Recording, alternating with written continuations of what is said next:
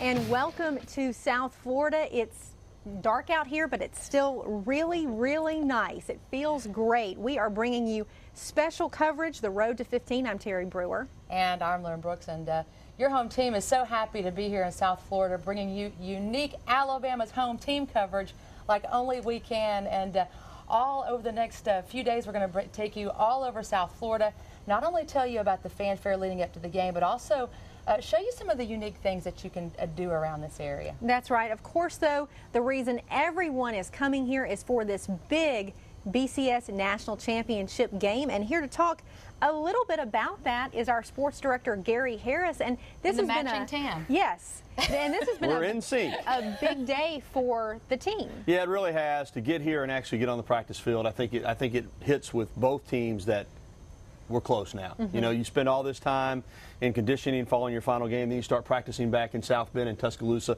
but now they're here, now they're on the practice field, and they realize what's in front of them. You know, Alabama is old hat in regards to this. This is a third BCS championship game in the last 4 years. Notre Dame, it's been over 20 years, but even for Alabama, this one's different because playing Notre Dame, the historical significance of these two teams, and also the fact that national championship games are big, but this one's even bigger. Right. We found that out with the media hotel when they ran out of rooms, even though they'd set aside a whole block of rooms based on occupancy the last few years in the championship games, but they could not even, you know, predict how many people were going to be coming to cover this game. National and even international media, like a lot of Hawaii media is here from Manti Te'o. So it is just a huge deal, and you know, football is about relationships.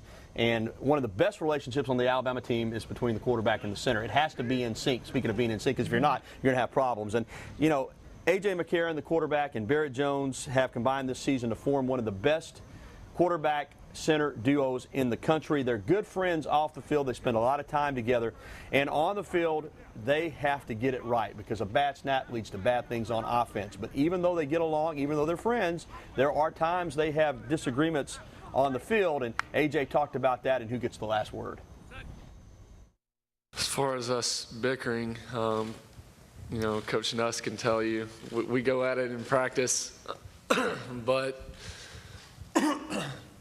I usually win that battle just because I tell them, listen, I'm the quarterback, so you're in my huddle, so let's hush on this one. But no, I mean, we go back and forth, and then me and Barrett have been really good friends for a long time.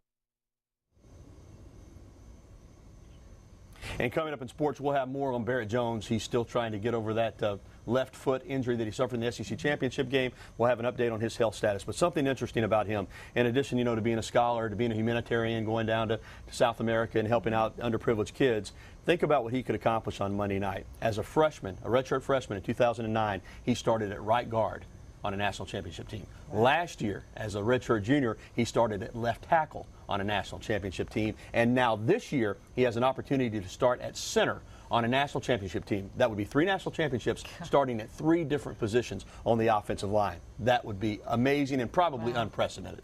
Wow. It seems like this game is history-making in so many ways, potentially. Yeah, absolutely. For one thing, you know, it's kind of like when Alabama got back to the national championship game in 1992. It had only been 13 years, and of course 17 years in 2009. But for Notre Dame, it's been 20-plus years to have them back in this game and to have Alabama have a chance to be the first team to ever win 3 and 4 years in the BCS era and back-to-back in the BCS era. All kinds of historical significance on both sides. Wow. You can see why fans are excited. Yeah, and you can see why tickets are out the roof. That's right. My advice is, if you don't have a ticket, if you want to come, be prepared to watch it on TV. Thanks a lot, Gary. We'll check in with Gary a little bit later on in Home Team Sports. But, you know, when Gary talks about the history of this game, how this could be making history and the excitement and, of course, the ticket prices, you can see why the fans are really fired up. This is a really intense game, and nobody more fired up than the fans. And there is an alumni group of Alabama fans that are right here in South Florida. Even though we're not in Tuscaloosa, there's a lot of Crimson Tide fans right here in this area. Exactly. It seems like South Florida is a long way from Alabama, but the alumni base is strong here. And, you know, they're excited about welcoming their fellow fans to their neck of the woods. The arrival really began yesterday when the team got here. Alabama fans will be arriving up until the game, and local Alabama alums tell us the past several years have been a great time to be an Alabama fan living outside of Tide Country. They also say they're proud of their UA roots, and they're excited to show the best of what South Florida has to offer to their fellow Bama fans coming for the game. We have the Everglades on the west, we have the beach on the east, but as I drive up A1A every morning to work, there's joggers and there's swimmers and there's kayakers and paddle boarders and whatnot, so there's plenty to do on the water. They call us the Venice of the West because the number of waterways that are here in Fort Lauderdale, the more navigable miles of waterway in this city than any other place in the country. So you can go from bar to restaurant to shopping center. You used to be able to go grocery shopping by boat if you wanted to, servicing a lot of these yachts. And to see the city from the water is to see it in its best light. And local Alabama alums also tell us this is a really good time for student recruiting in South Florida. Lots of students making the trip up from South Florida, Alabama to go to school. So really interesting. And, you know, aside from the game, there are a lot of other things to do here. And Lynn got a chance to check some of that out today. Yeah, as a matter of fact, I got a little bit of a tan. I don't know if you can tell. I'm kind of covered up here, a little bit of a suntan. I actually got a chance to go out on the fishing boat today. It turns out when we're talking about all the fans that are headed here to South Florida, it turns out a lot of those Alabama fans, Terry, have made their way onto fishing boats, and it's no surprise, you know, fishing is a major sport here in Florida. It's the #1 state for fishing across the country. 4 million people, in fact, come here every year to get out on fishing boats, and we had a little bit of luck. I'll say a little bit, because little would be more the description of the fish that were caught on the boat that I was on. We did have one lady that caught a pretty sizable tuna, but you know, as long as you've got to have an assignment, you might as well make it on a fishing boat. And I want to thank Bradley Whittington too.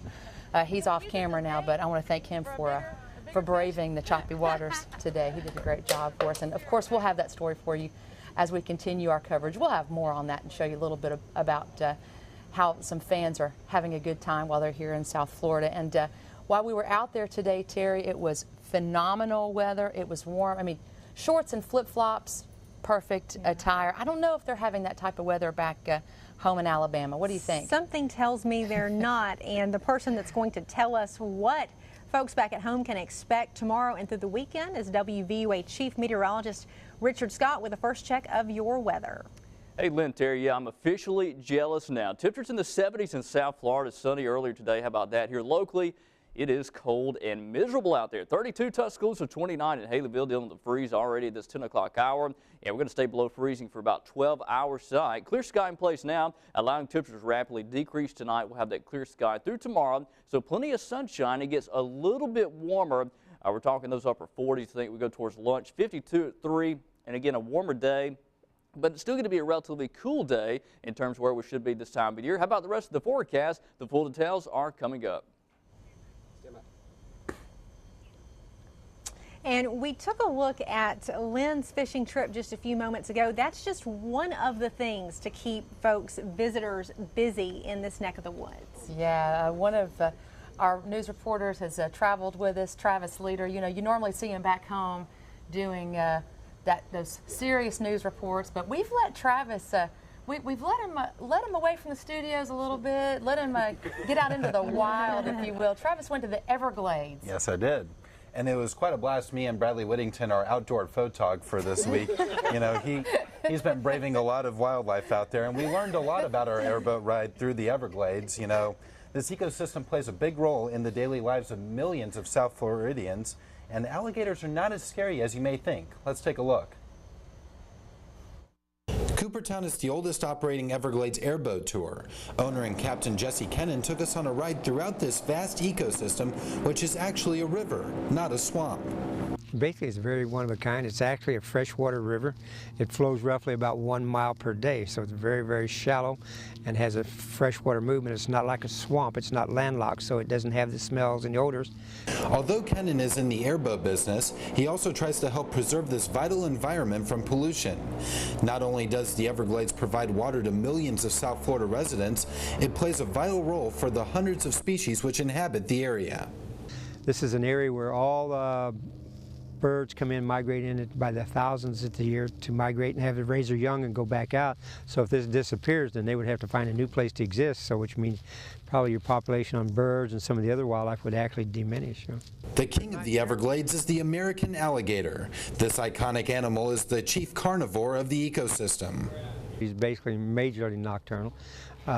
His basically diet is off of fish, birds, turtles. He'll fish underwater. He'll lay with his mouth open and his tongue works like a trap. You'd be amazed at how close the alligators come to your boat, and while this may be a scare for some, Kennan says they mean no harm. It gives you a quick adrenaline rush to turn around and see an alligator about 2 feet away from you because he's just coming out to check out your curiosity. Thank goodness these are not crocodiles that's in this part here because they're a little bit more aggressive. And kids love going out and seeing the hundreds of creatures that call the Everglades their home.